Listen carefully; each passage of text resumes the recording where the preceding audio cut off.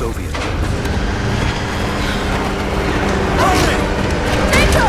Welcome explorers, a little later than planned, but here I am taking a look at the latest Tomb Raider title from Crystal Dynamics, 3 months after its exclusivity with Xbox, albeit short-lived.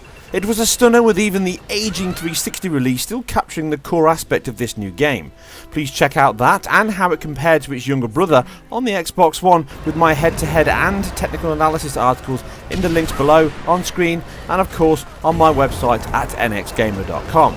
Check out more videos across my channel. I will not cover the visual side or engine and core aspects of the title, as I went into detail in those articles, and nothing has drastically changed from then till now, with Nixxes using its close connection with the development team when creating the Xbox 360 release and previous definitive edition of the prequel. They were and are the best choice to handle the full fat PC release, which yet again they have done a commendable job here. So without further ado, let's look at what the PC release offers over its console brethren, and just what it takes to push Lara further and harder. You don't know how far I've come. In terms of the much loved PC menu option, this is as well equipped as an Explorer's Satchel. Ah yes, naughty if you thought I was going to say something else. Wash your minds out. Now you can alter from its preset options from lowest, low, medium, high and very high, but just be careful here, as after low to medium you will need a much better machine than the last Tomb Raider game. But you can tweak much more than that, including improvements to anti-aliasing from the FXAA that the Xbox One version had to help smooth out its native 1920 by 1080 gameplay action. SMAA can now be added that works better on the shader specular shimmer, that even though it has its own option to change from normal to high, it never makes a huge change, and the SMAA is a nice option if not resolving it entirely. You can also choose super sampling if you do not want to use your driver panel, but again, the standard 1080 needs a high spec machine, so any ideas of 4K and 60 are well off the table here, as is the 1080-60 for the most part. Now SMAA does improve the IQ, as you can see here even on the YouTube from my close-up shots to test this, but it does not resolve or remove some of the shimmer seen from the Xbox One release, and shows how a clean IQ needs much more work on the asset creation than just a simple AA injected solution can provide. You can also look around for off-market and aftermarket solutions. This is entirely up to you. Again, shadows, tessellation, scene detail, screen space effects and other post effects can all be tweaked. After some testing, we can see that the console release, unsurprisingly, has some tweaked or at least extended options within the choices offered up here. But we can say that the X1 is mostly high, with other options between very high and medium, that you can see the settings that get you a near as damn it Xbox One setting in the video and of course on the website article. Now this means that shadows are nearer high than medium, but torchlights, interiors etc. have the same high settings as PC. Soft shadows from the sun, remember the game has a time of day, so you can play the same areas across day or night, means that the shadows have a soft blur to emulate contact hardening and penumbra shadows. This setting also helps soften these out, but this looks to be off on the Xbox One across the board. PC also has HBAO+, and although still a screen cooled effect, like the collaborated Broad Temporal Ambient Obscurance Solution BTAO, the technique from Microsoft and Crystal, helping improve the darker contact areas of scenery like rocks, bushes and such. It also creeps into the tessellated snow areas, but the Xbox One, although more unstable than the two PC options, it does have a better coverage in places than both of them, as you can see. But again, HBAO is a nice boost if you have the machine to run it, but I will cover what that is later in the video. Now, as I mentioned at the start and in display, this is a great example of specific console development, API control, and how much the developers can tweak, change and improve minute areas of the engine and game's delivery. And this also carries over to what Nixxes have done here. Level of detail is an equal with high across all tested areas of the Xbox One version to PC, and this does make changes to the shadow quality as well as the scenes, which you can see clearly on screen. Texture quality is the same as high, with very high needing around 4 gig and possibly just above. You can see this in the cutscenes best in the extra detail that can be seen in some of the areas, but these would only be spotted with this kind of detailed look, as the Xbox One quality is superb. Dropping to medium does make a big change to the quality of the textures across the board. High to very high is quite a reasonably small gap. Aside the aforementioned snow tessellation that the Xbox One runs, the PC can also have displacement maps referenced on certain terrain that adds in extra detail and geometry. A nice bonus, but again, only one to add for the bigger cards. Other post effects are all turned on, from bloom, lens flare, vignette blur and motion blur, and like the Xbox One, this is not always on and may be a dynamic choice for performance or a bug, but as you can see here, the Xbox One has both background blur and per object motion blur in action, with the PC version on the same settings not having this at all. And again later on you'll see it again disappear from both versions. Now we also see areas where the motion blur can appear stronger than the X1, but by and large the Xbox One appears to run per object motion blur and camera more often than the times it's missing from PC. Now this alteration continues with the depth of field setting, that at first glance the Xbox One seems to run the same as the highest on PC, but this is not the case at all. You can see here that the PC max setting has a circle of confusion zone bokeh at play with multiple anchor points and a stronger, longer focal length. The Xbox One can at times have a simpler square bokeh with lower strength and sample points. Now it always carries coverage at the same level as the highest on PC, with on looking quite flat at times in comparison to Xbox One in cinematics. Siberia? Are you kidding me? Just think, if this thing could really unlock the secret of immortality, it would... But with this change not being uniformed, as even within the same scene you can get the same bokeh, just a reduced sample point. But in gameplay areas, even with the highest setting on, sometimes where the Xbox One has it kick in for dramatic effect, this never appears on PC, with another example of lack of motion blur on the pickaxe. Again, like the motion blur in other areas, it may be a bug or just the extra development time and team's direction of what to have in each version. It shows that Nixes appear to have had a good level of involvement with the PC release and changed and tweaked areas as they see fit. But even though these are minor, it does show how forked and even a close linked port like this can actually be. Another section that's changed is the bush interaction, which is set to medium on Xbox One, which means you sample and touch bushes and they move out of your way from wind and contact, and on PC this increases the amount. It's not a huge change, but it's nice to have that option, most likely a CPU limit. Texture filtering is probably the biggest bump over a possible 60 FPS rate over the Xbox One, with that version running trilinear filtering pretty much across the game, as seen here with some examples. Now PC can go from 2, 4, 6, 8 or even 16 times AF, and as the bandwidth and contention issues are not present as much on the PC, this can all be run on all three of my graphics cards with only a small cost.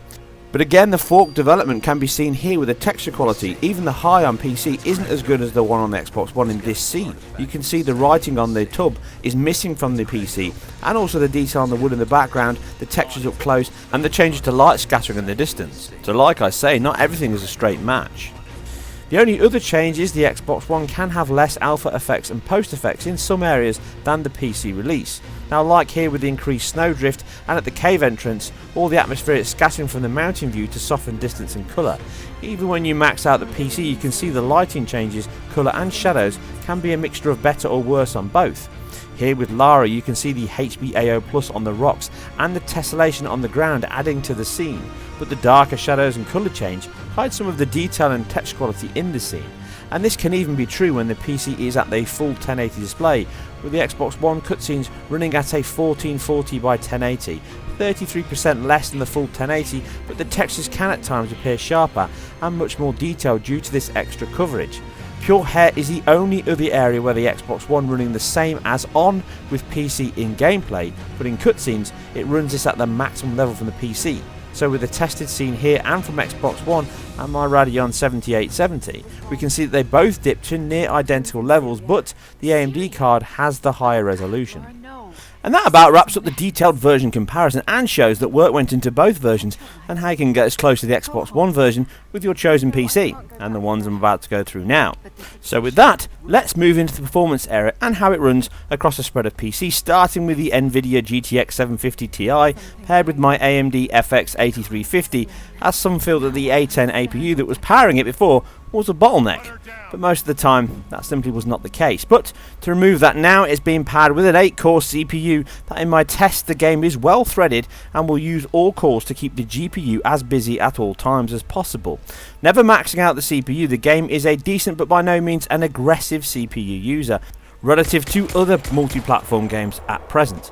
But a multi-core machine is a definite requirement from here onwards, and as I've said before, pretty much all forthcoming games. So at the same 1920 by 1080 resolution as the Xbox One, this card really struggles to stay in the fight. With the cinematics running at a lower rate on the Xbox One resolution, we can see that the 750 Ti on a lighter sequence still runs around the 25-26 in the scene, with other sections giving us dips below 20 at this level. But in gameplay this gets worse. In even the less stressful areas, the game on the same as dammit console settings is nearly always under 30 FPS, as you can see here with this like-for-like test. And this is a good area for the game and machine, and it only gets worse from here. Dropping to 900p resolves most of these issues and allows the game to still dip under 30 at points quite regularly, but hold nearer the 30 FPS target in gameplay and cinemas alike. As you can see here with a comparison with the same machine running with a 2GB 7870 Radeon card in like-for-like 1080 tests, the AMD card is nearly 12 FPS higher in average in this short and simple scene. When we get to the pure hair and obviously the voxel based lighting in the game being GPU compute based, this means that it works much better on the AMD machine than the Nvidia card here. This is not to say that Nvidia can't handle this, but it is more suited to the AMD structure. So from this test we can see that although the AMD machine still bests the Nvidia card throughout, it is now much closer and offers a very similar level of performance, albeit at the reduced resolution throughout play, but it's a worthy sacrifice to get nearer the Xbox One performance levels. If between the two machines though, the Xbox One is still the much better choice here. This shifts slightly with the 7870 machine here, as a fully native 1080 is possible throughout both gameplay and story scenes. Remember, the Xbox One does dip the resolution slightly for the cutscene. I'm not sure I can stop the leak. This doesn't work. Let's crimp the pipe and get a new valve. Not sure we'll be able to find spare parts out here.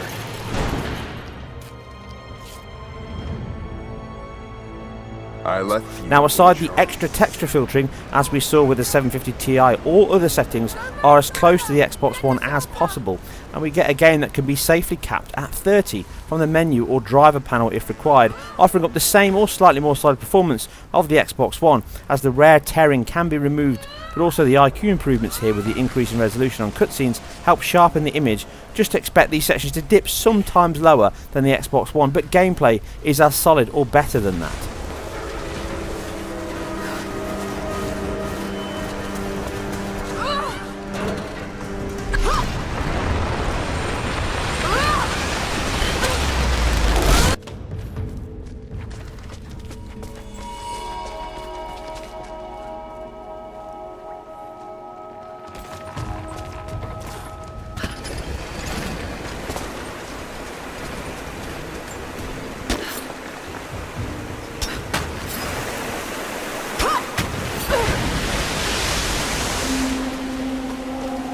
So, moving to the bigger guns, and already known that the 8350 is a good enough CPU to not bottleneck the two other cards, and with the i5 4690K fueling the GTX 970, we should have no problems from that side to see exactly what it can muster. But this is not what some may expect or hope, as at max settings then really a capped 30 FPS is your only real option, as the game spends hardly any time at all anywhere near its 60 target. Even quieter moments with such rich sets in play, at all times the GPU is hardly given a break, and with the extra options adding some welcome but small boosts within the native 1080 display, the cost is quite high, and this only gets worse in the valley section of the game and later on, where at these settings we can get dips even below 30. So can we get to the 60 FPS presentation with the Xbox One settings? Well, yes and no.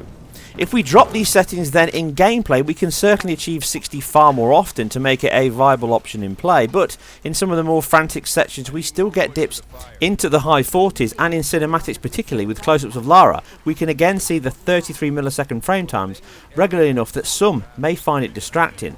Now by dropping shadows to medium, turning off soft shadows entirely, dropping level of detail can help, along with reducing textures back to high, as the card's lack of VRAM and the limits on its construction mean that the stutters that it creates can be distracting at times and the reason for the dips.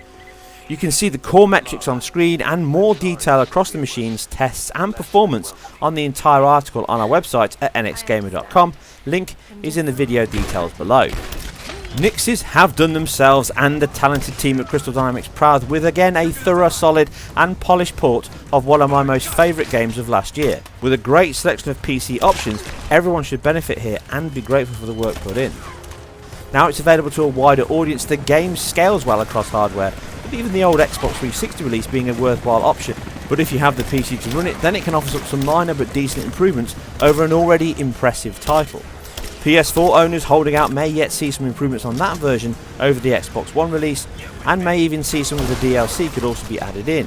If you are holding off till this winter to play, you can be assured that it is a worthy addition to your library and a great continuation of our Oxford exploring lass.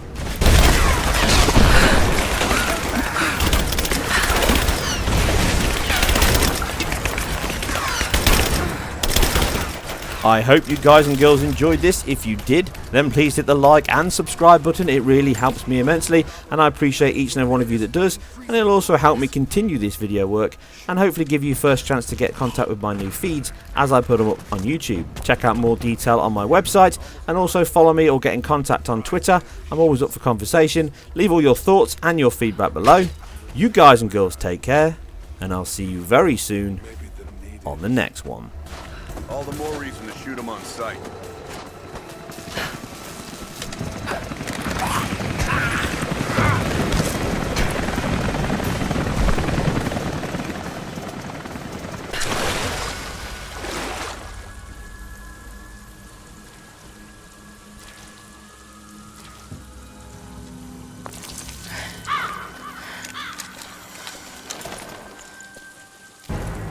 Stop right there!